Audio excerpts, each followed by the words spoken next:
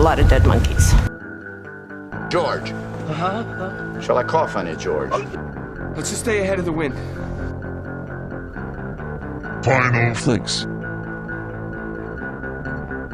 Hello there, you are listening to the first edition of Final Flicks, the podcast where every episode 3 comedians in lockdown examine an end-of-world movie and see what we can take from them in our own current crisis, which if you are listening in the future and you've got vaccines and stuff, is the COVID-19 2020 lockdown. My name is Matt Jewell, and as ever, I am going to be joined by Victor Petrascan and Callum Ross. This week we'll be discussing Contagion, the 2011 medical drama by Steven Soderbergh about a virus that originates in China before wreaking havoc on an ill-prepared US health system. As if that would happen, am I right? We'll be asking questions such as, is Steven Soderbergh a soothsayer? What is the concept of shame? And most importantly, what is the worst thing to have come out of Gwyneth Paltrow's head? This podcast does contain spoilers, some very naughty language, some very uninformed opinions which should be taken with a sterilised injection of irony. The podcast will begin after the bomb. With me I have Victor Petrascan and Callum Ross. Callum, how are you? Good, man. I'm all right. How are you doing? I'm as well as we can be. We're in the beginning of week 4 of the pandemic. How are you surviving in lockdown? Because we're still in lockdown. People who are listening in the future, we're in lockdown right now, and none of us have seen anybody other than our housemates for a while. How are you, Callum? I'm good, mate. I'm actually hiding in my room at the moment, just playing some GTA and obviously watching disaster films. But I've got hay fever at the moment, so I'm afraid to go outside just in case I scare people with sneezing. It's a symptom, but I don't want to scare people. Yeah, I had that the other day. I went for a walk and I sort of swallowed a bit of pollen. You know, when you feel like you swallowed a bit of pollen, and I was coughing, and I was aware that I was coughing near. There wasn't that many around, but I was so aware that I was coughing, and I was so aware of how everybody must be aware I'm coughing. So really, exactly, and you just feel like, oh my god, you just feel like everyone's just going to run away from you. So I'm like, so I don't want to even go out, man, at the moment until my hay fever's calmed down a bit. Yeah, fair enough. Yeah, I this is how rock and roll my life is. I recently, before we went to lockdown, I went to the doctors and got a new hay fever drug, and I got a new asthma inhaler. And both of them, I've never been as on top of my asthma or hay fever as I ever have been now. So that's a good thing, isn't it? That's a good. We're living, and we're also joined by Victor Petrascan. Hello. How are you, Victor? I'm all right. I've been thinking a lot about shame this week.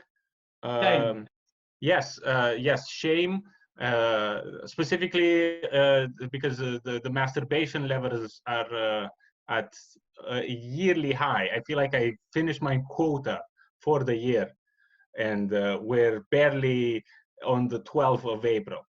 And I've been thinking about if there's a God, because I feel like I should be punished. I feel like I'm punishing myself, but I should be punished by a higher being as well. So I've been thinking a lot about that. Because this is a way to consume energy. Like, I've been locked down inside my house, and I've been talking to people a lot about energy. Because remember when we used to be in big groups and there was an energy in the room? They think it was from it was static energy because everyone was masturbating later in the day. So it's just because when there's an energy in the room, it's like it's a bad mood. You go into the gig and everyone is just in a certain mood. I think it's because everyone masturbated earlier in that day. Well, I mean, knowing comedians, they probably did, to be honest with you. I don't know. Sometimes it's the crowd, Matt. Oh, so yeah, no, you're right, absolutely. I remember a few weeks ago, this is quite graphic, after finishing a session of what you were talking about, I remember my eyesight went a bit, and I remember thinking, imagine if I went blind. And how embarrassing that would be, because it's not like I hadn't been warned. Another downside to all of this is now I have to shave my palms. Callum is holding up some. Oh my God, he has lube close to the bed. Of course, man. Some kind of lotion. Let's hope and pray that it's moisturizer. That was for our sponsors, KY Jelly. Okay, so we watched this movie, Contagion. I've not seen this movie before. What's our thoughts, Victor? I've seen this movie, I think, when it came out, and at the time I was like, this is never gonna happen. This is stupid. And now I watch it, and it feels believable, but it feels a bit rushed. It feels like this has the science that most of the films that we watched so far didn't have, but it didn't have the heart. Remember the last film we watched, the one with Elijah Wood and Lily Sobieski getting married at 13? Well, that had heart. This lacks a little bit of heart. Okay. Callum, what are your thoughts? Is this the first time you've seen this movie? First time I've seen it. Crazily accurate to what's going on now. I thought it had some heart, like the Matt Damon relationship with his daughter. I think that was the heart of the film. The rest of it was very like, what are the scientists doing? What are the politicians doing? Like the actual like admin of what you would do in this crisis. But the heart was the Matt Damon character and his daughter, I think. So I think it had a bit. Yeah. Okay. Yeah. I mean, I've not seen this movie before. I enjoyed it more than I thought. I did think it was quite confused in its kind of approach. Like, was it talking about the society? Was it talking about the response, the scientists, the politicians? It seems to be alluding to corruption every now and again, but not really exploring it. But then again, maybe that's fairly accurate of what's going on now. We are very confused right now, and the whole world is confused. And yeah, absolutely. I did enjoy this movie. I think I enjoyed it because of the situation we're in. I think if I'd seen it 5 years ago, I would have thought this was a ridiculous movie that wasn't very well paced out or scripted. You know, I think maybe I enjoyed it more because of the situation I'm in. So can we start a theory that it was Steven Soderbergh who started the coronavirus? Can we blame Steven Soderbergh for going to China and doing nasty things with the bats? Steven Soderbergh and Wolfgang Peterson, who made Outbreak, they got together and thought, no one's watching our movies. How can we get our movies to number 3 and number 4 in the Netflix watch chart? How can we do that? And kabam, and here we are. So it feels like hitting a jackpot in terms of the story of a film. What do you mean? You know what I mean? What was real life now? It's of course it was made after the whole SARS thing in 2008 and 9 or whenever that was. 2003, wasn't it? About SARS. SARS was a bit earlier. Whenever it was, the reason why they made this film was that. Well, it was. I did a bit of research. It was based largely on the SARS outbreak. It kind of originated in Hong Kong. And made it over to Canada through kind of like business people, a business person. So there's a lot of that going on in this. There's like a hotel shut off. There was a hotel quarantine in Toronto, I believe, the SARS outbreak. And that kind of happens in this movie. But also it was a couple of years after, was it the 2009 bird flu? Was it the bird flu or the swine flu thing?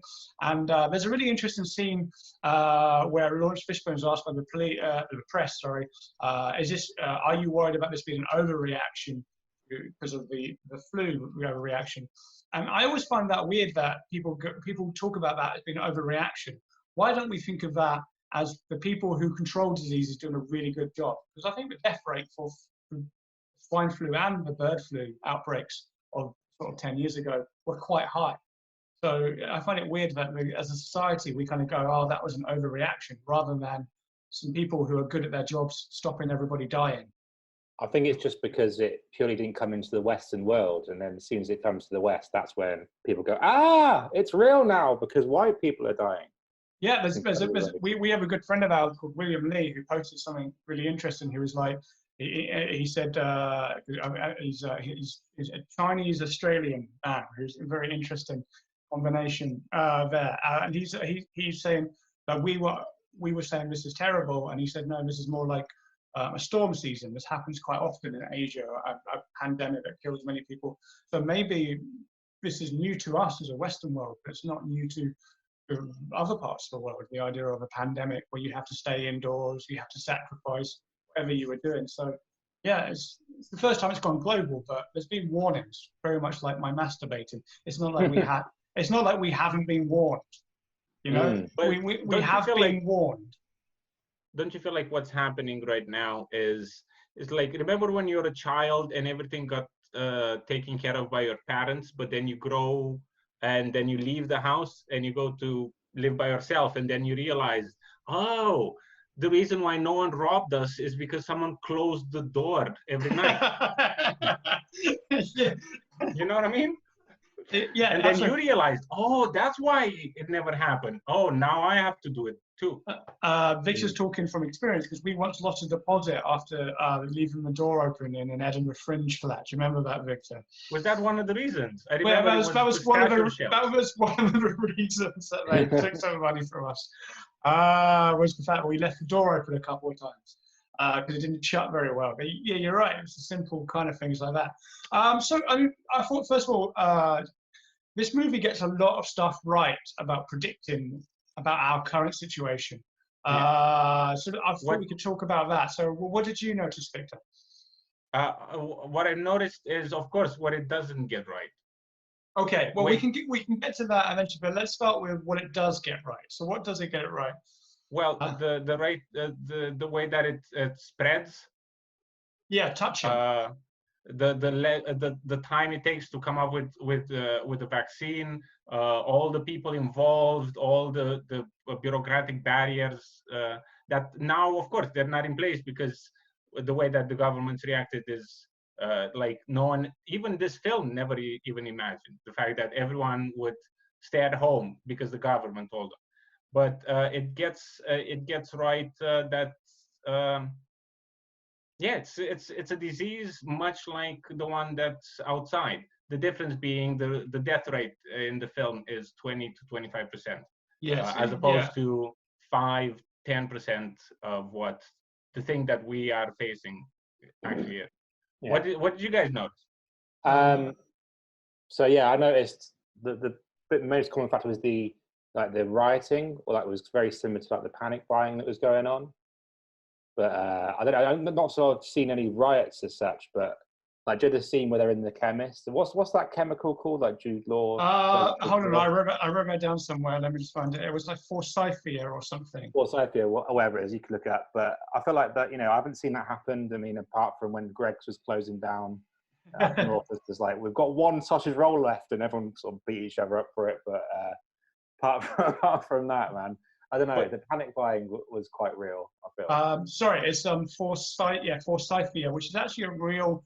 It's actually a real thing. It's actually part of. I think it's one of the sort of 50 main sort of Chinese sort of holistic medicine herbs. It's one of the main kind of ones. So yeah. So.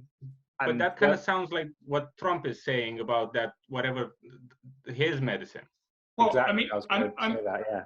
I think the film does get a few things, not that it was trying to predict necessarily, but I think it doesn't quite predict that the person spreading the misinformation wouldn't be some Australian blogger. It would be the president of the United States. It didn't get that right. Because, I mean, who would write that? Who would write that? It's like, I've got a scene where the president of the United States comes out and goes, we've got this drug, it's called hydrochloroquine or something. It's called hydrochloroquine. Like, it includes in the name. Don't take it. It sounds like bleach, right? Hydrochloric acid. It doesn't sound safe. Callum, when you're not saying someone took that drug and died, right? Yeah. Someone listened to Trump's advice, made like a homemade version of it, and it ended up killing themselves. I mean, surely you name something like hydrochloroquine or whatever it is, you name that because it's dangerous, right? That's number one. What's this called? Hydrochloroquine. I'm not going to drink it then. It sounds like it's going to erode my stomach. Yeah, and also I think the closest thing to there being the blogger thing is like this 5G conspiracy. Yeah, That's probably the closest thing, I'm a bit. I think like this is one of the things that the film got right, because I spend a lot of time on Facebook and the internet, and there's a lot of misinformation right now. Yeah, there's a lot of people really influential people who are saying that this is a thing about governments, and of course, what's going to happen from now with the laws that have been passed. This is very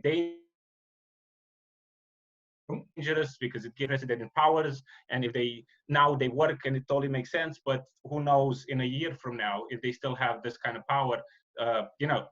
We can see outside that police officers are able to fine people in this country because they're outside sunbathing.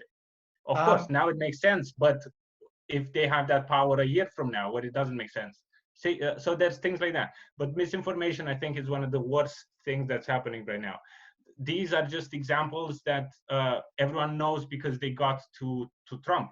But there's a lot of misinformation about this. I remember in the first days, there were things where people. I remember one of my friends from back home sent me a message from supposedly this doctor that says you need to take vitamin C. Vitamin C is going to kill the virus. Then the next day, the same person sends me another message from another doctor going like, don't take vitamin C. It's going to inflate your lungs and you're going to die. So this is happening every day because people don't know yet what the virus is. So I feel like that's one of the things that the film gets right. What it doesn't get right is it's very confusing in the film. If you don't really understand the whole thing, it's confusing. Jude Law's character is a bit weird because it feels like he's getting some money from the Chinese people that make that medicine. So we don't really know exactly. It's just a bit muddy. But I think Soderbergh managed to touch on something interesting there that other films haven't really got to. So it was a good kind of prediction about sort of like your sort of internet sensation, sort of like panic people. But what I like about this movie is it's obviously been made by Steven Soderbergh and writers who know the internet exists, but they don't quite know what it is. Like, he's a blogger, but he spends no time on a computer. He doesn't even touch a computer. At one point, he's like putting like signs on people's cars on his street.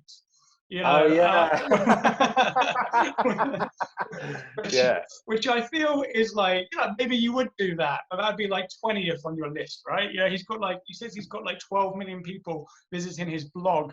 I also like how disdainful people are of blogs. They got that correct. They're like, you're not a writer, you're a blogger. And he's like, oh, actually, the blogosphere is one of the most important for blogosphere. That's a word that never took off, the blogosphere. Yeah, but this film was in production in 2010, and back then, because he kind of does like a live video at some point. Yeah, he does. Yeah, he does do a live video. You're right. Yeah, so it's kind of, I guess at that time, Facebook wasn't what it is now. It was still a young people's tool, I guess. Twitter was kind of new as well. So it feels like they threw those names in just because they were like, oh, we know what Twitter is. They didn't quite know what to do with them. So he is an interesting character written by people who had no idea, obviously, about the internet and what it would become. The one thing they did, sorry to interrupt. The one thing they did get right with the internet is when it first happened, and they were the politician character. I can't remember his name, which actor it was, but he sort of said, we need to find a way that we can get video conferencing to Congress. Yeah. And I was like, wow, they've smashed that. That's exactly what happened now. It's like, what do we do, Zoom or Twitch or? Yeah, exactly. Yeah. But I think it would have been a really good scene if they could have an actual video conferencing call in the movie with all its terrible dialogue. The President of the United States just like as like a blank screen talking to like.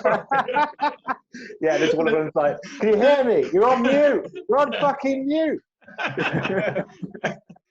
Just like the Secretary for Defense is like it's just he's forgot to mute himself, so you can just hear everybody reverbing through him. You've got the head of PR. He hasn't been able to connect, so he's kind of talking to you on the chat function like he's dead, from beyond the PL. And every now and again, everyone has to go, oh, the PR guy says, what about this? Thank you for that, PR guy. Oh, he is listening and can hear us, but can't speak, apparently. I thought that would be a nice touch. That would have been brilliant, yeah. Yeah, so that would have been a nice one there.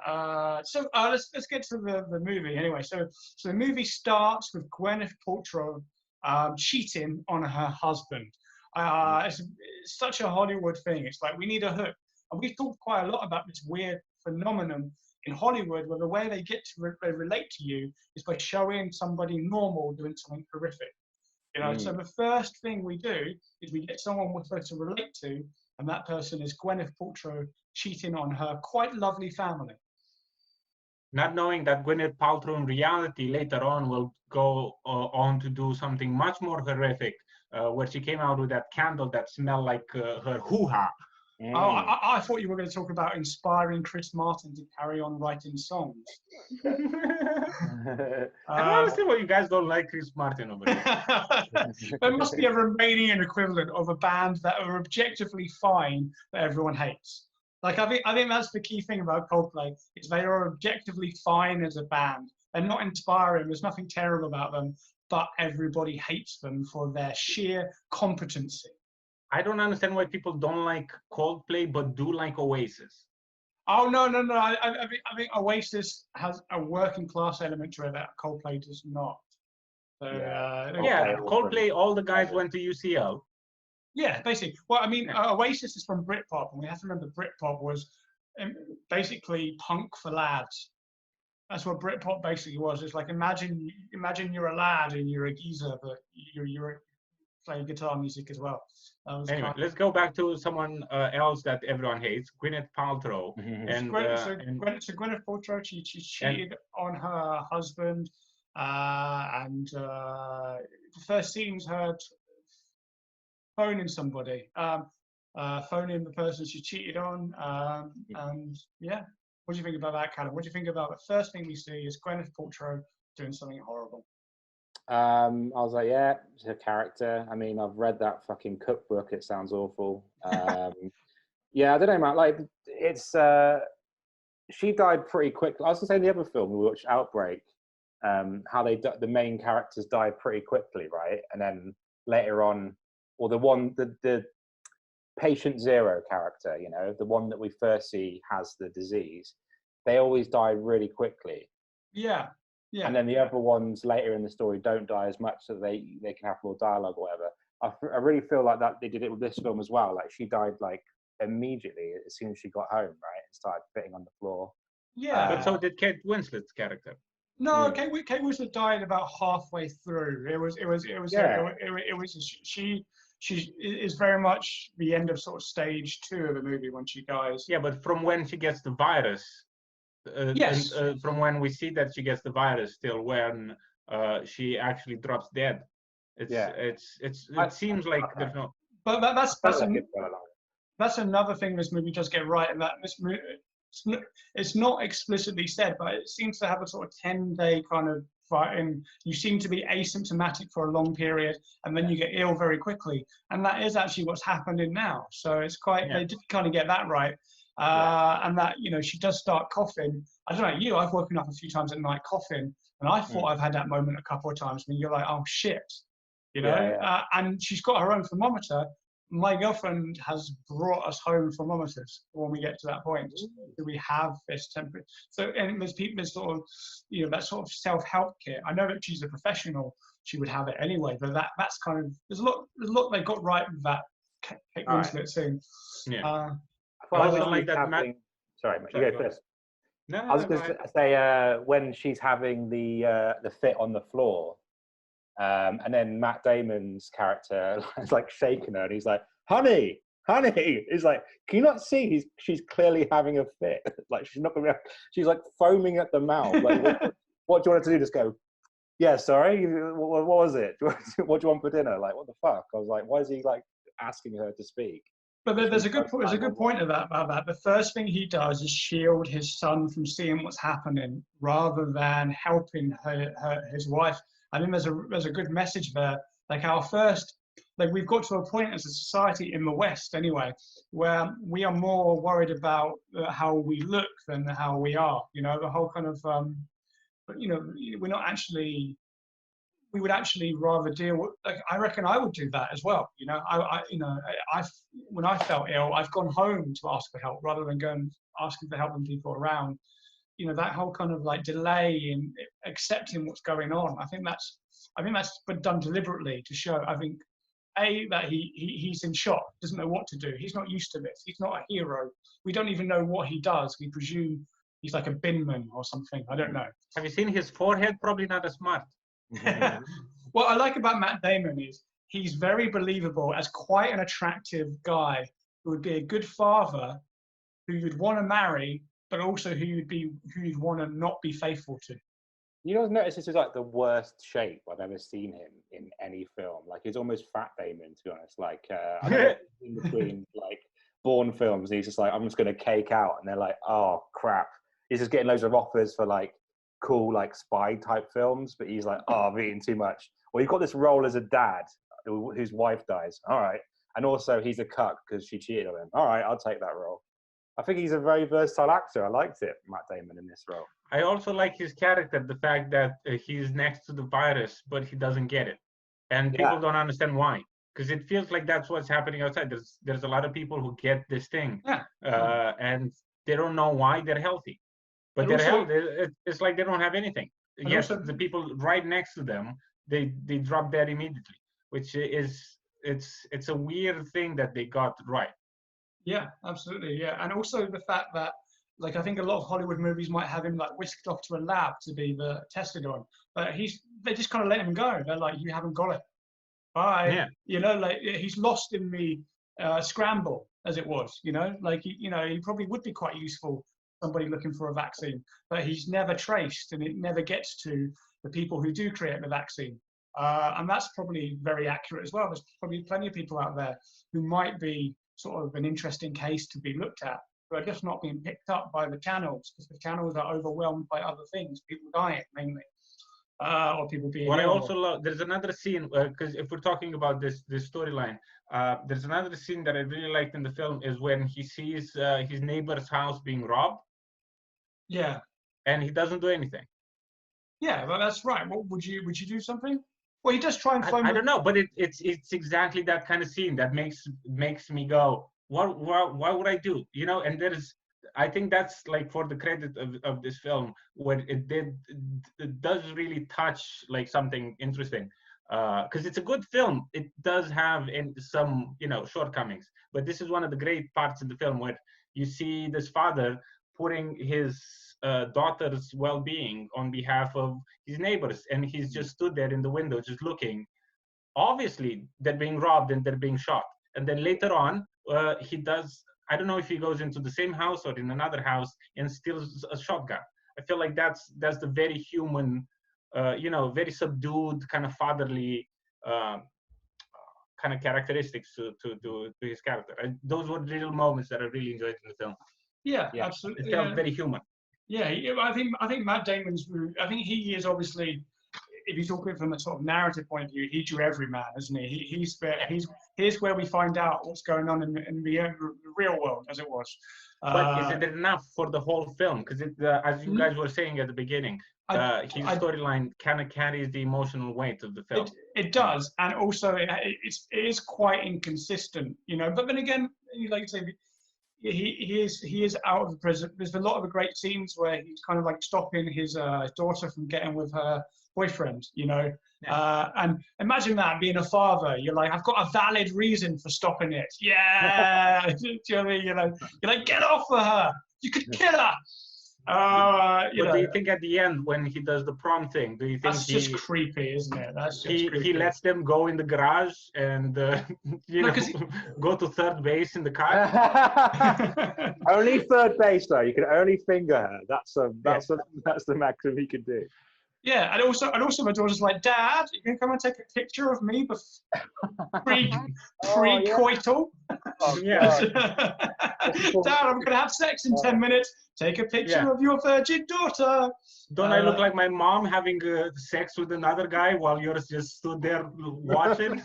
Yeah. It made me think about this because it did kind of look like this weird kind of like mating ritual that the father was involved in, and then I realized, well, what is the American prom system but a weird mating ritual? It must be, because obviously when you think about it, if you had been to a prom and then you'd had children, you would know what you did.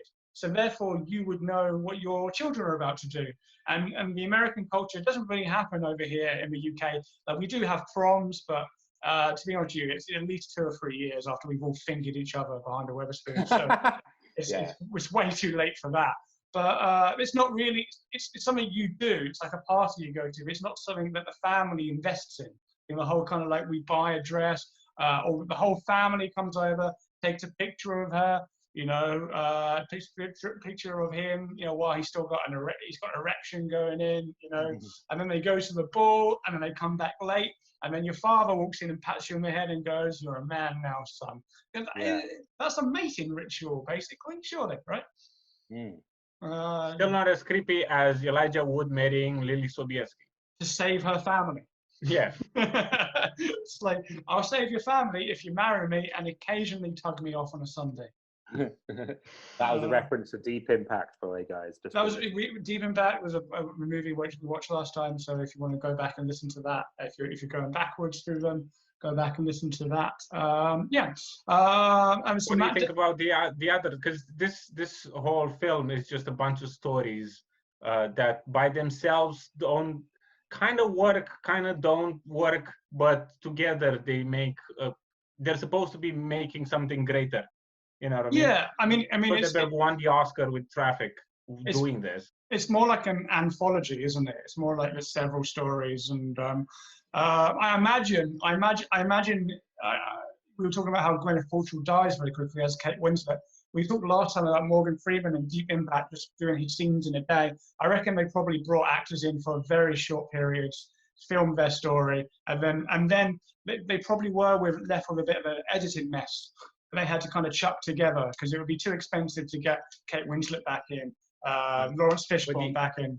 You know, the amount of fantastic, like, recognizable actors. Yeah, absolutely. Yeah, it is one of those movies where there's even what's his name from The Office? You know, Ricky Gervais's best friend, who's horrible in The Office. What's his name? Gareth Keenan's character. No, the guy who comes in every now and again. Oh. What's his name? He's like just an extra, but he's in it. You know, it's one of those movies where you are kind of like, oh, there's that. So there's Bryan Cranston. There's Dimitri Martin. There's Elliot. Why is Dimitri Martin in it? Elliot Gould, the guy who grows the virus first. He's Ross's dad from Friends. You know, in Friends, he's Ross's dad. He's from MASH, man. He's been in bigger roles than Ross's dad. Yeah, I know. But the Gwyneth Paltrow story kind of ends with her being autopsied. You got that great scene where they kind of cut her. Well, obviously not really, but there's her scalp forehead is kind of pushed over her eyes, you know, to signify that she's not in the movie anymore. And they find horrible things in there. You know, they find an EP from Coldplay that they never released. Recipes. They're like, oh, what the fuck is this brownie recipe? Yeah, exactly. And then the doctors actually go on to sell the brain as a candle. Like her brain meat is like incense or something. I don't know.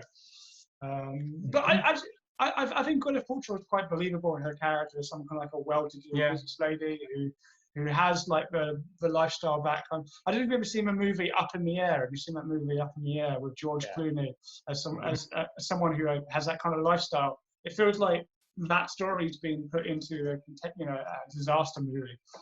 These kind of people who go around, and again, that's something that's predicted, right? This virus, coronavirus, was initially spread by business people who went to the Alps, right? Like, I mean, who goes on a package holiday to Wuhan?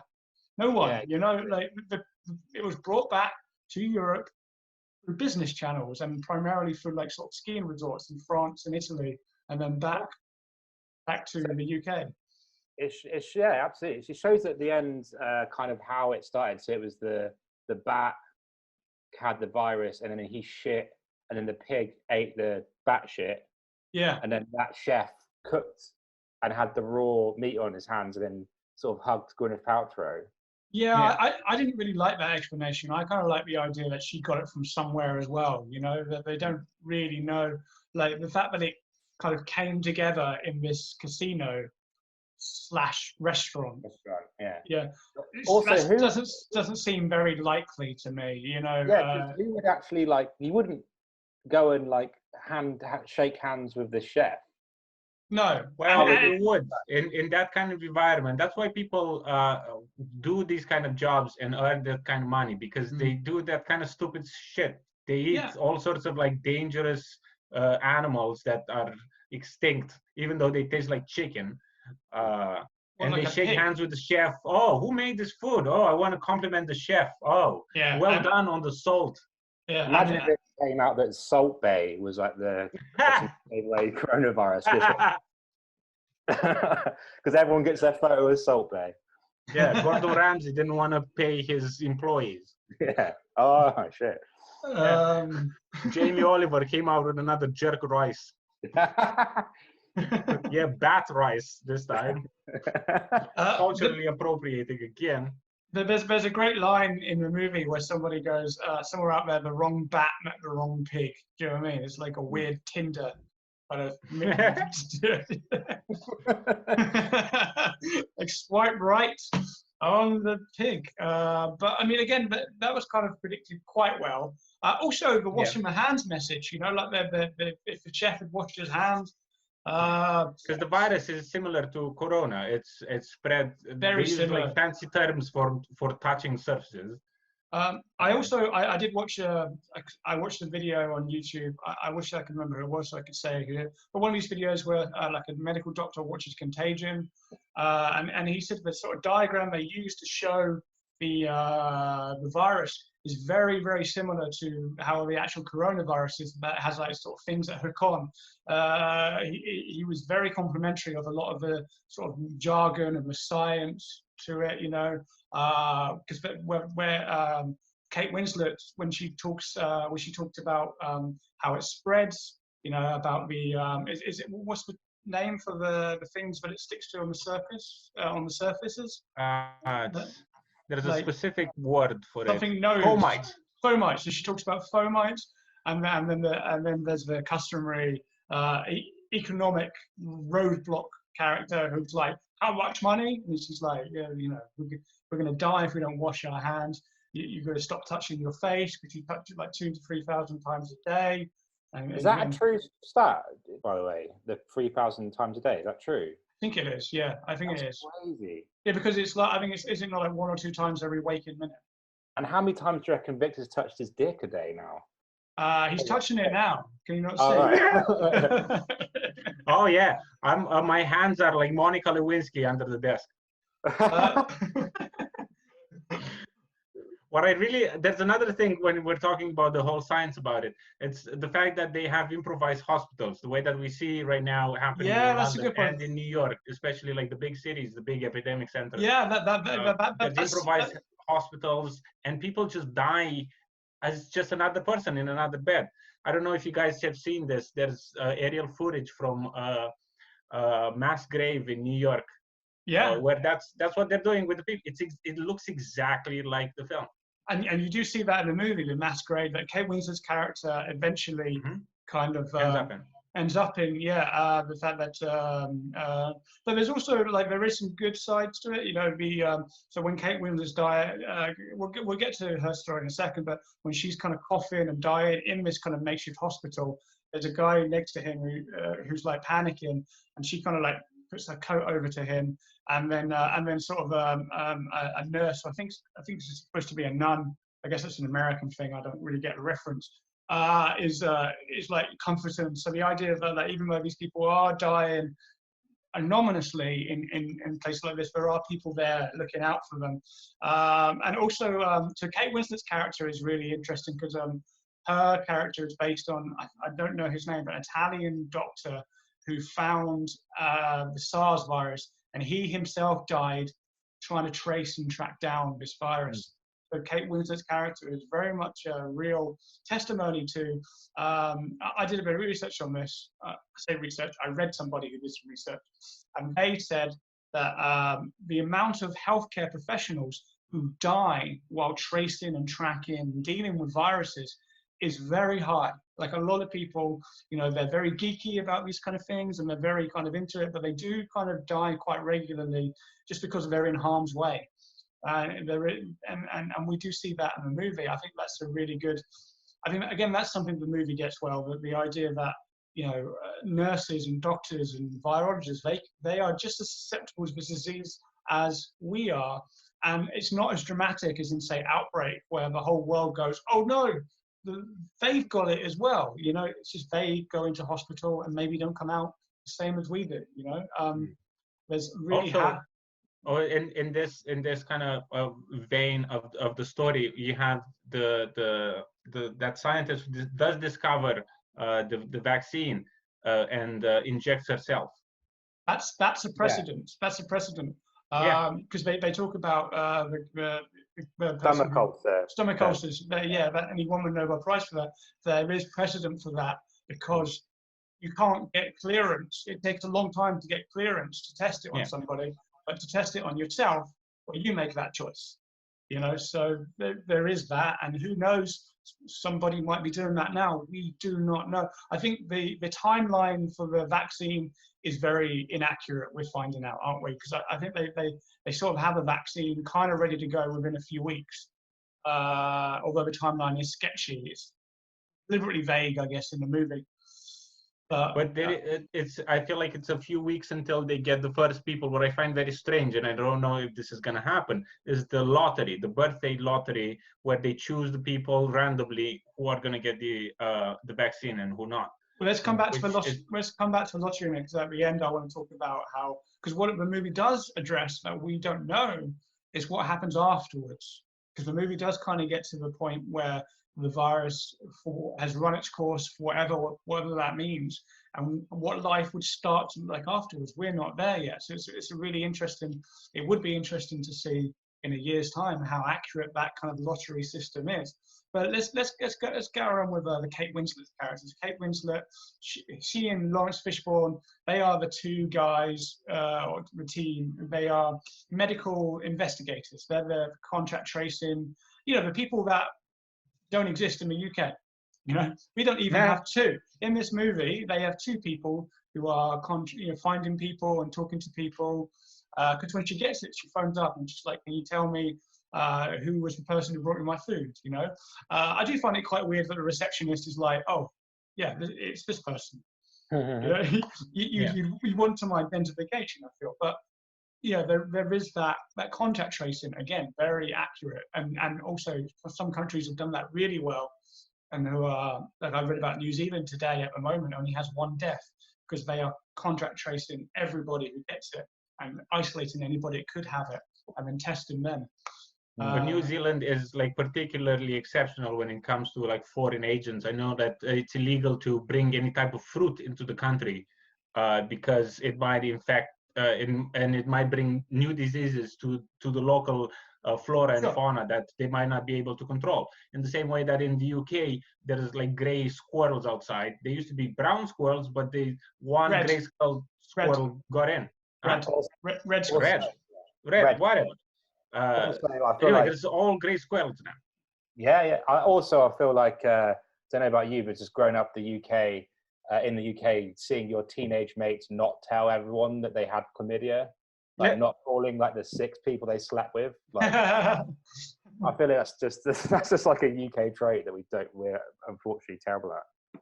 Yeah. What I did find strange when it comes to like the whole tracing is that scene where they look at Gwyneth Paltrow in the hotel, like it's Ocean's 11 all over again. Yeah, and they do that at the end as well. The final shot is kind of that, isn't it? You know, it's very. I mean, I guess they might do that. That is because it's the Marion Cotillard in Hong Kong. She's doing that, isn't she? Yes, she works for the WHO.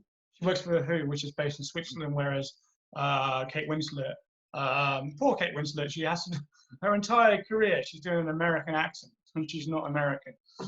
She's At least there's no guy trying to get into her bed, and she goes, "There's no more space, Jack."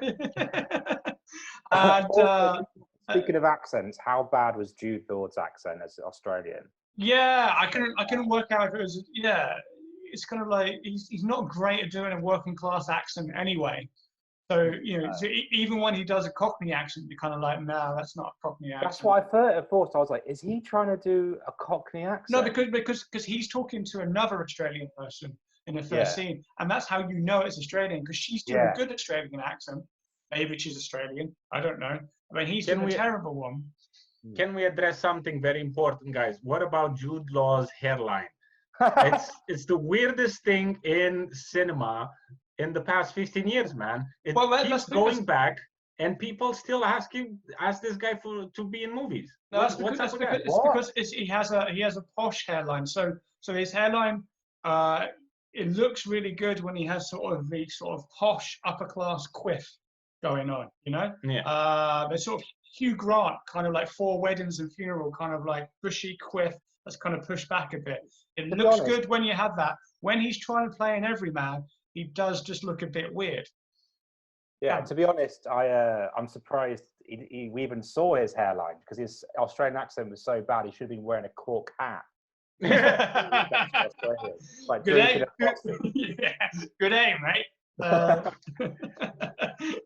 Yeah. Now we're talking about Jude Law, where I find one of the worst things in this film is the fact that he's a crooked blogger with a crooked tooth. That fucking tooth, which it looks like it's another tooth added on top of his normal teeth. Yeah, because he's got perfect teeth. Yeah. Anyway, so it feels like they put a veneer on it just to make him look more scandalous. When you're a child and like gum, you guys don't remember this, but when gum, like Orbit, like extra gum, like the little gum, like the chewing gums. Yes, I remember when I was a kid, and they started being on the market back in Romania. Everyone would like put them in front of their teeth, going like, "Hey, I have." That's what it looks like. It looks like he has like an extra chewing gum, just instead of one of his normal teeth, which is the weirdest choice. Why did they do that? And I think that's why, because it's a crooked guy with a crooked tooth. It's like that. Get it, guys? Get it? Yeah, no, I get it. Yeah, it's just characterization. It's too obvious, the fact that, I think that it doesn't normally when movies do that, the idea of somebody who looks scandalous is scandalous, because very often the people who are scandalous are deliberately not noticeable, because that's how they get away with it, like, whenever there's like a tabloid shot of a paedophile on a beach in Thailand, they look, this horrible person is just on a beach, having a sunbathe. And everyone's like, oh no, it's terrible. It's like, yeah, that's what terrible people look like, everyone else. Because the people who look awful, they don't get away with it, so they don't start. If you looked like that, if you had a crooked tooth and a weird nose, you wouldn't become a paedophile, because you'd be spotted in an instant. How the hell did Jimmy Savile get away with it for so long then? Money and the help of the MI5. And the royal family. And the royal family. He was knighted. Yeah, absolutely, yeah. And to be honest with you, have you seen the 70s and 80s? He didn't look that weird. Yeah. He looked normal. So Kate Winslet, she dies. Yeah. I quite like her death scene. You see her ill, and then the next thing you see in her body bag. Similar thing happens in Outbreak to that. One woman you kind of see all the way through.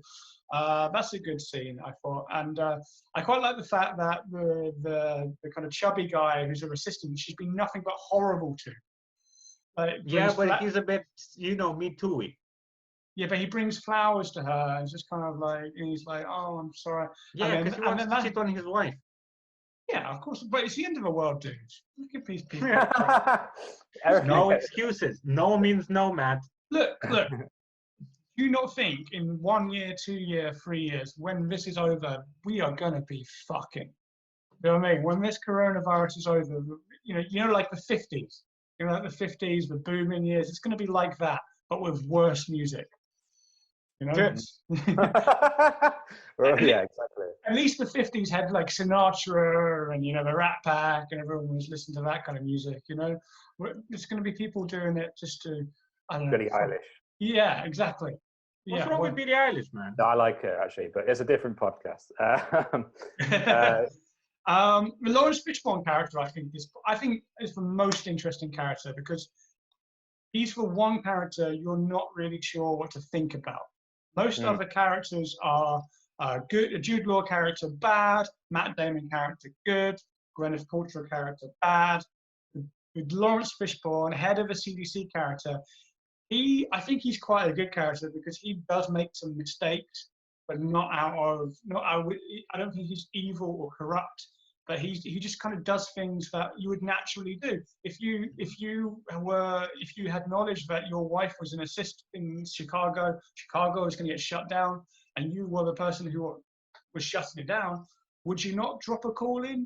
Like, I feel like we're vilifying a lot of people now, you know, who in real life are doing things like that, you know, like for, you know, people going, you know, like a politician goes to their dad to drop something off, and then we're like, hypocrisy. It's like, but we're all hypocrites, you know, like we're all going to do things like that. So I don't know. Someone committed hypocrisy on me in room 137568. That's too many numbers for the whole.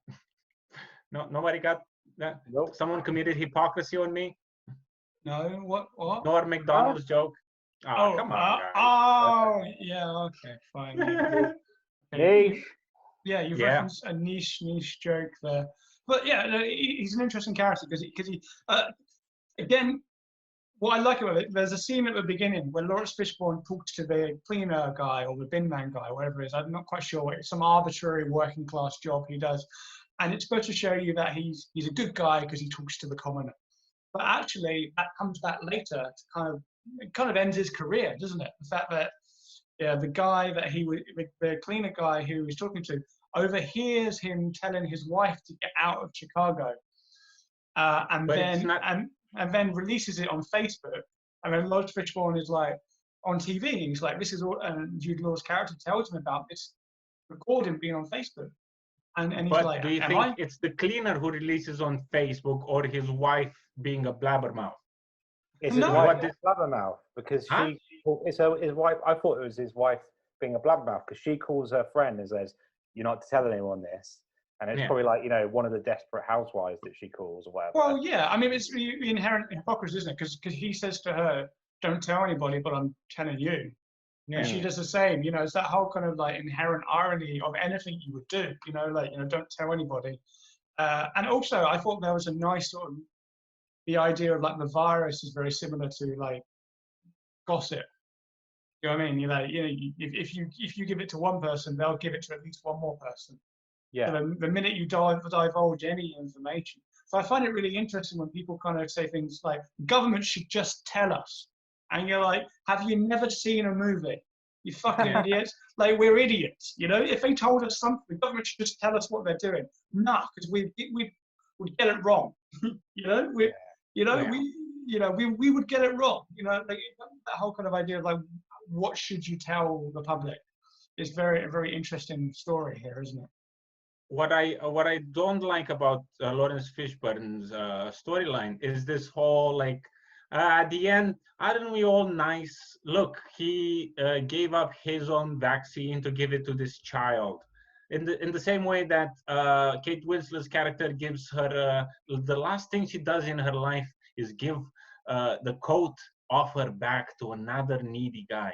Or the whole, which is the stupidest storyline in all of them, with Marion Cotillard being this lady who works for the World Health Organization, and she gets kidnapped by these lovely people, which is like Stockholm Syndrome in China. I'd love to be kidnapped. I feel like it's like a great life. I'd love to be kidnapped and go and teach them at school. You know, looks lovely. Looks lovely. In a Christian church in China. There's a lot. Do you not believe that would happen though in real life, that someone would do that? Potentially. I mean, there isn't. We'll come to that in a bit. But the whole idea of like when the vaccine starts being produced, the whole kind of scramble for getting it, you know, who produces it first, who's getting it. You know, we've seen that already when every fucking politician or celebrity seems to know whether they have the coronavirus or not. Whereas I've been ill, Callum, you've been ill, there's no test for us to get, you know, so that whole kind of like apartheid system where important people get it and they don't. It's an interesting idea, and I would be very surprised if there wasn't, you know, if there wasn't a degree of corruption in the vaccine being given out and things like that. And it really depends which country gets it first. You know, if the EU gets it, how quickly is the UK going to get it? You know, because, you know, I don't know if you know anything, but before the coronavirus, there was kind of a big story about the UK and the EU. Do you remember that, Callum? There was, you know, there was I don't know, like we talked about it for ages, and in the end. Sorry, guys, it was my fault. Yeah, it was your fault. It was your being a dirty cleaner. But yeah, you know what I mean? Like, it feels like I understand it might make sense for the film, but the whole like when they say that there's no more rations and someone just steals rations from like a lady. I think that's the one thing I think the film has really got wrong, and maybe actually this is maybe that's where humanity. It feels like that's where we see people in the street, you know, like distancing from each other. Yeah, it's got it wrong, isn't it? Well, so far. Yeah. But I guess the point is that we have to remember the virus in the movie is like a 25% death rate. You know, like that kind of death rate with this kind of infection, that could wipe out, like, you know, infrastructure in a way that the coronavirus is not doing at the moment. You know, like you know, imagine if that hit the health service, you would have 25% of your nurses dead. You know, that's not happening now. But the one thing I think it has got wrong so far, thankfully, which is actually something maybe if 5 years ago I watched the movie, I would think was the more accurate part of the movie, was how people are reacting to shortages. You know, but what does annoy me in the movie a little bit is every time there's always a guy going, they're like, well, we've run out of that one drug that people want. How are you going to deal with it? Well, I'm going to just announce it loudly while we're still here, and hope that it doesn't go wrong. And then the guy's like, sorry, we've run out. And then literally somebody like grabs something and throws it on the floor. And then two people start like fighting each other. You know, like one of those Wild West barroom brawls where someone goes, well, everyone else is fighting. I might as well punch somebody. You know, I think, I think that was a properly over the top version of what's happening, but there's definitely been some of that going on in the UK, man. Oh, come on, man. Like, fucking, like, the release of the PS5 is going to be, like, more... there's going to be more rioting going on than there is in my local Lidl.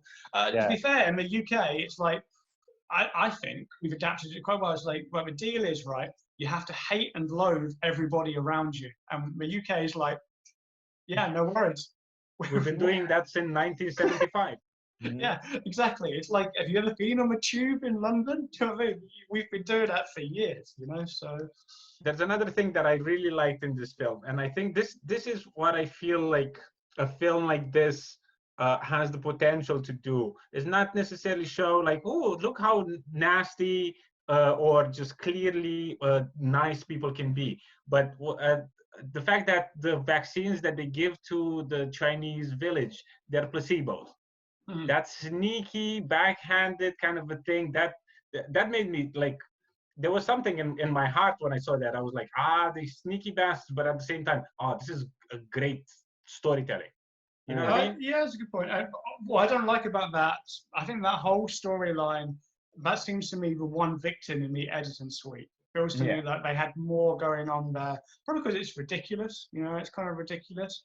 But at the end, when she learns that they gave them placebos, she just walks out, and then you don't see anything more to do with that. You know, it's like, I want to know, this story is ridiculous. At least tell me, does she go back? You know, she could have just gone to the toilet, had a shit, and then come back and gone, actually, fuck them. Yeah. Do you know what I mean? Like, you don't know whether she, I guess you can, you know, as it's a movie, you kind of guess that she goes back to them. Yeah. But it makes us talk about it. But the detail that there's not actually vaccines, and the Americans would double cross just these poor people in a village in China. It's China, isn't it? It's China because Yeah. because that's in Hong Kong, and it's in China. So I think it's a really interesting point. Places like Hong Kong or Taiwan, places which have kind of ambiguous statuses as countries, they might really suffer when it comes to like a distribution of something like a vaccine, because countries like China, Germany, UK, USA, Australia, Russia, these are places that are going to be which have like systems for getting things, and they kind of know how to do it. There could be a lot of countries that could fall through the cracks. Maybe maybe countries like Romania or Czech Republic might be quite grateful they're in the EU in the long term, because being part of the EU would result in a vaccination streamline service that might not happen if they were, I don't know about Slovenia's buying power in the pharmaceutical world, but I'm not going to imagine it's great. But this is exactly what I feel like the film doesn't really even touch, which I feel like is one of the biggest things that we're noticing outside, is the social divide. The fact that there's a huge difference between people owning their house and being able to protect their children from visiting their boyfriend, and people like myself or other people that live with other people in the house. And there's people who don't have houses. There's people who aren't. So that side of it, it does feel like it's American rich people getting a cough. But I don't know. This is of course, I'm not blaming for the film for not being what I want it to be. But that's one of the things that I feel like, they're not. I don't know if anyone is really conscious about this.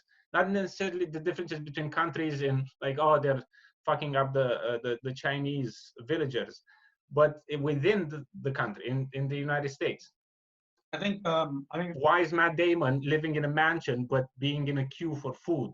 Yeah, exactly. Well, I mean, again, it suffers from that Hollywood thing. Is like the lowest down they can think of is somebody in a nice house in suburbia. That's literally, to like a film director, that probably is quite common. You know what I mean? Like, imagine just having a normal, nice family in quite a big house. Oh, that would be terrible. But what we really need is like a Ken Loach movie to come along, and maybe we will get that because of this. Maybe in a few years. I think you're absolutely right. I live in a house with just me and my girlfriend, and I appreciate this lockdown's a lot easier for me than it is for you guys who live in house shares. What's the most difficult thing about living in a house share, do you think? Yeah, you're right, man. We need a Ken Loach type film. We need like Daniel Blake. You need to do it in a Geordie accent. But no, I won't insult the Geordie people for doing that. It's living in a house share is hard, man. I feel like you get a bit of cabin fever going on. I'm really lucky. I live in a house where we're all friends. Like, I know everyone that lives here, but I've lived in house shares where I didn't know anyone really, apart from just to be like, oh hi, oh sorry. I've genuinely lived in house shares where I remember one. I lived in it was like a converted house. I lived in the downstairs room, and then 4 people lived upstairs, and I knew what 2 of those people looked like and sounded like. And I remember I met one of them in the kitchen, and I didn't know who they were, but I lived with them for 6 months. People forget that in a house share doesn't mean you know them. If you're not friends with them and you don't click, or I don't know you, I'm not really a very living room kind of guy. I would be hiding in my room. Imagine, Victor, that's what you're doing, right? Yeah, it's. I'm also lucky. The people that I live with are very nice, and they're very aware of the situation, and everyone's trying to kind of ask each other, hey, you all right? Do you need anything? Do you want to talk about anything? You know what I mean? So it's I'm also like fortunate, but I've also been in situations where I don't know the other people living in the house. But it's things like this. It's how people are gonna pay their rent. Of course, we can't ask the film to do everything. No, it is trying to do too much already. Also, I think maybe when we are beginning to touch on, most of these movies don't have too much about what happens afterwards, just because I think it's beyond our imagination even now. Like, we don't know what the world's going to be like in 6 months, 1 year. Like, our imagine we can guess, but the film, exactly, the film didn't even get the part where society is going to stop. Like, no, this was inconceivable. No, but I mean, at the end, there is the scene where Matt Damon's daughter talks about being in lockdown for a while. Like, she's like, "What? Spring's cancelled, summer's cancelled. Isn't there a drug? Isn't there a vaccine for time?" I think she says, and I think we've all been through that kind of thing. Like, when I learned that my summer was gone, like, we're all comedians, we're all looking forward to the Edinburgh Fringe. We've had that taken away from us. Sporting events have been taken away. It gets to a point now. I genuinely think at this stage, we're 12th of April 2020. I think next year's Edinburgh Fringe in August is 50-50 at best next year at the moment where we are. So we are. There is a sign of that, and I don't think this movie is able to deal with what happens afterwards, just because. A much easier premise to write about, isn't it? What happens at the beginning of something, the beginning of a pandemic. It's much, we can all do that. A zombie pandemic, a virus pandemic, or end of world, an asteroid. But none of these things really address with afterwards. There's not that many movies or literature about after an asteroid or after a pandemic. And maybe we will see that, because sort of 50s, 60s, 70s movies were very much dealing with the aftermath of a war. We could well have an entire period defined by the aftermath of this. Exactly. Like Slavoj Žižek once used to say, they will make a V for Vendetta, but they'll never make a second part. Because, of course, everyone knows about revolution, but what do you do after the revolution? He does a lot of that, which I'm thinking. And you murder everybody. Can you imagine this quarantine, how hard it is for him? Not to touch his face all the time. I saw him actually recently in an interview for like a TV, and he still does that. But he's at home in his house with his laptop on his lap. Oh, I'm the same. It's like this all the time. It's just shaking. I'm the same. Like like every now and again I have a panic that I have the virus, and my girlfriend was like, "Well, just wash your hands." I'm like, "Well, I haven't seen anybody. Washing my hands is not going to help me anymore. I've either got it or I don't. Washing your hands is useful when I was in the world. I genuinely haven't really seen anybody apart from when I go out for my walks." And when I'm walking, I'm listening to a podcast. So I'm not really paying attention. I haven't seen anybody up close and personal, apart from my girlfriend, for 4 weeks now, 4.5 weeks. But I went into isolation before you guys because I was sent home from work being asthmatic. It's a great moment to find out that you don't belong on the fit and well list. Because I have mild asthma. So we're coming towards the end of the movie. And maybe civilization as well. Who knows? Fingers crossed. Fixes finger crossed. The movie at the end, it does offer Victor, you were talking about the lottery system. And I thought that was an interesting idea, and we could get there. It seems as fair a way. So the lottery system. Let's recap. They and the wristband. Well. With the we've already talked about immunity passports. That's already been floated, isn't it? So at the end, Matt Damon goes into a shop and he scans his pass, doesn't he? Which I guess shows him that he's okay. And again, I think that's a good idea for coronavirus. That is probably a good idea, but Victor's point about inequality, who's going to get them? You know what I mean? Like, who's going to get them? Again, it's going to you'd have to say richer and more, in quotes, important people are going to be there first. But the lottery system was interesting. The day of your birth was a very interesting. That was a very interesting one, I thought. But they do that in Deep Impact as well, when they choose the family to live those million people out of 300 million Americans that get to survive the the asteroid impacting with the planet Earth. Yeah. So it's been done before. I don't know if I don't know what kind of solution they're gonna do, because there's a lot of people who are just can stay out at home and wait for the vaccine to be produced. But so also, that's another thing that we're gonna see in the next years. Exactly. And also, like, but it seemed to me during the movie, it seemed that if you were drawn, you and the people you live with got picked. That seemed to be the theme, right? If you, I'm pretty sure it was referenced that if for example my birthday came up, people I live with would get it, because it wouldn't make sense just to vaccinate me. You'd have to vaccinate everybody in my household, right? So a postcode lottery, maybe. Yeah, postcode lottery. Yeah, it's very, very. The weird thing that they imply is that the vaccine is free, which did happen in history, where like I think the guy who discovered the polio vaccine didn't ask for intellectual property. Right. Okay. So that's going to be another debate, because they mentioned in the film the fact that the United States and China, I think, are working on vaccines in secret. What I don't like about this movie, and we touched upon it with other movies, is once again, it seems to me the only country doing anything is the United States. And apart from the WHO, but they get kidnapped in Hong Kong.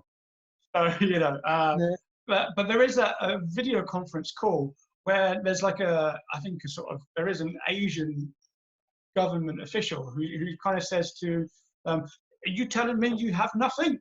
And they're like, sorry, Lawrence Fishburne's like, we haven't got anything. It's like, that Germany, South Korea, Japan, China, all of these, UK, Russia, all of these countries are capable of developing something before the USA. Again, it was Romania could invent it. Romania could discover it. Of course it could, yeah. Because it's the thing that you got chewing gum 10 years ago. You invented chewing. But what I don't understand what's happening right now is why the virus, because the virus in this film and the virus that we have outside is basically like a computer virus. It's code. Yeah. It's purely a DNA code that has a particular purpose and a particular job to do, and also to replicate itself. The New York Times publicized what the RNA and DNA code are for this virus, and I don't understand why they're not making this public for everyone. They have. Sorts of like. You read it out on Instagram. You read it out, yeah. I know, but because I found it, but it's not on the Guardian. The Sun didn't publicize this. Yeah, the BBC is not putting this forward. But if you're intelligent enough to work out the vaccine, you're going to be intelligent enough to find out where it is. But I think they should make this public. They have. People are. I saw an interview with Bill Gates today, and he said there's like hundreds of like very reputable virologists or vaccine creating departments. They're all working on something. Everyone's got something, and it's just a question of which one on top is of that, ready first. And the important thing is going to be, interestingly, geopolitically, is who gets it first. I think that's the key question, right? Yeah. Because if Russia gets it first, China gets it first, it's a different ball game to if, say, Germany get it first or South Korea get it first. Definitely. But what have we learned from Deep Impact is that a child could discover this, because it's just figuring out something. There's all sorts of like geniuses that are fascinated with biology. The CRISPR technology has been readily available for the past years. This is like people at home managing to like split the atom of the plants that they have in their house. Not the vaccine, but there is a kid in America that invented the website that would track all of the numbers. Did you see that? Yeah, Some genius coder invented a way to make it all in one site. That's what I'm saying. It's all sorts of kids who could have a look at this, or people who, I don't know, they've done, they have a thesis and they're just at home bored, and maybe someone can have an idea. I don't understand why that's not Possibly. public. And Possibly, but what I like about this movie is it doesn't show that. It does show that the odds are that it's going to be somebody in a system which is set up to help us. So the odds are it's going to be a CDC or WHO organization or government funded. The odds are, like it might not be, but the odds are these places which have more facilities, they have procedures, they also have precedents. Like I think they're looking at, is it not the hepatitis vaccine, and how if they could modify that because it's already safe for our body, you know, the whole kind of thing. And what I like about this movie is it does show that experts are important. And we spent the last 5 years being told not to listen to experts. And then we spent the last 6 months listening to experts suddenly. And what this has shown to me is when we come out of this, let's fucking get rid of all these fucking paparazzi celebrities. I want to see the nurses, the virologists, the scientists. I want them to go and get addicted to cocaine and heroin and prostitutes. And I'll watch that. And I'll be like, fair play. You deserved that orgy. You fucking deserved it. You know, paparazzi photographing the leading virologist stumbling out of a taxi 3 a.m. and he's like, fuck you, I saved the world. And you're like, yeah, fair enough. But mate. what this film also shows us that whatever what's his name, Jude Law takes, kind of helps him. No, because he didn't have it. Like, at the end, it's implied he lied. But he had the sniffles. No, at the end, they tell him that he didn't have it, but he did have something. No, he was pretending. He was pretending. Well, he had gonorrhea. Yeah, he's probably banging. Gonorrhea of the face? Yeah, well, yeah. Right, because that's like something that the U.S. official tells him that he didn't have the virus. Yeah, but he was profiteering. He was profiteering. He was selling fake news to make money, and that's what a lot of these misinformation people do. They do it to get hits, and they do it to get money, and they offer a simplistic manufactured view of something in order to make it simple. You're right. If you do look at Facebook quotes, everyone presumes it's a China. Everyone presumes it's a China it's a weapon of war, or whatever, and it's dangerous. There's a really great quote I heard. He said it was talking about fake news. He says that all reputable information is behind a paywall. All fake news is free. That kind of explains why the spread of fake news is so easy to get fake news. Yeah. Anyway, I think we should wrap up. So what we always do at this point is what can we learn from this? So this is actually more prescient for our one. We're not being hit by an asteroid, and Dustin Hoffman is not around with this weird marital strife to save us. So, Victor, what has this movie taught you about how to deal with the end of the world? Well, it told me that if you go to a restaurant and you like the food, just leave the cook alone. Don't talk to the chef. They don't care. They don't want to meet you because you ate their food. Just leave them alone in the kitchen so that they cook the virus and kill it, and you don't start an international pandemic. Right, yeah. So if you are a loud, obnoxious American woman eating something different in a foreign restaurant in Asia, don't do an Instagram story about the chef. Exactly, because at a point in the film, Matt Damon is going through the photos that Gwyneth Paltrow took, and you're like, who does this lady think she is? Robert Capa? I don't know who that is. Okay, that's the guy who was there on D-Day and took photos. Okay. To me, it looked like she was like an Instagrammer, like, look at my life, No, she's a normal person. That's what everyone does on holiday. Hey, this is the guy who cooked my food. And then she's going to go home and torment their friends going like, hey, this is what I've done. Yeah, and they post the photos on Facebook and go like them, because this is my life. So don't be that guy. Go on holiday, have something to eat, and go back to your hotel room and wank. Yeah. Yeah. Exactly. Like a normal person. Don't cheat on your husband or anything. Yes. Well, yeah, I mean, do that, but don't spread. Only when you're sure you haven't started an international incident, like you said. Alan, what have you learned? I've learned to not listen to fake news, listen to real officials and experts, I should say, not officials. Listen to the experts and not the false preachers. Like, even if you get, a message from some comedian called Dangerous T on WhatsApp, which listeners might not all know, but he's a legend. And I've been getting a lot of WhatsApp messages from him just saying, like, you've got to drink hot water, and that's the cure, apparently. Yeah, I heard that. And videos as well. Yeah, Dangerous T is actually known up here in the Scottish comedy scene as well. You mentioned his name, and they know him.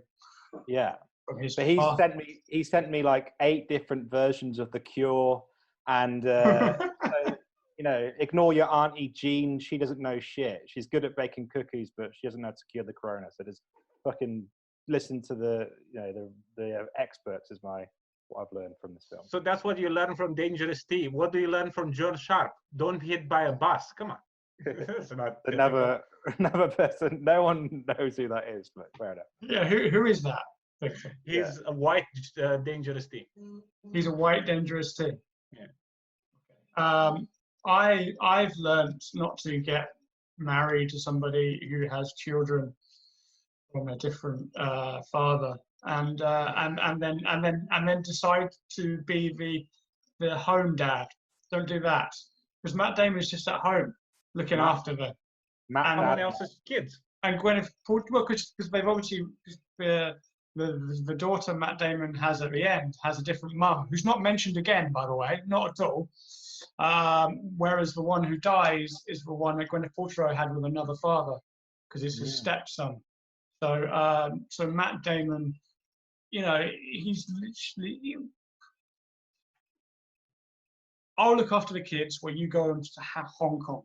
I'm not going to do that. I'm going to be one in Hong Kong getting the disease, I think. But to be fair, she does bring home the bacon.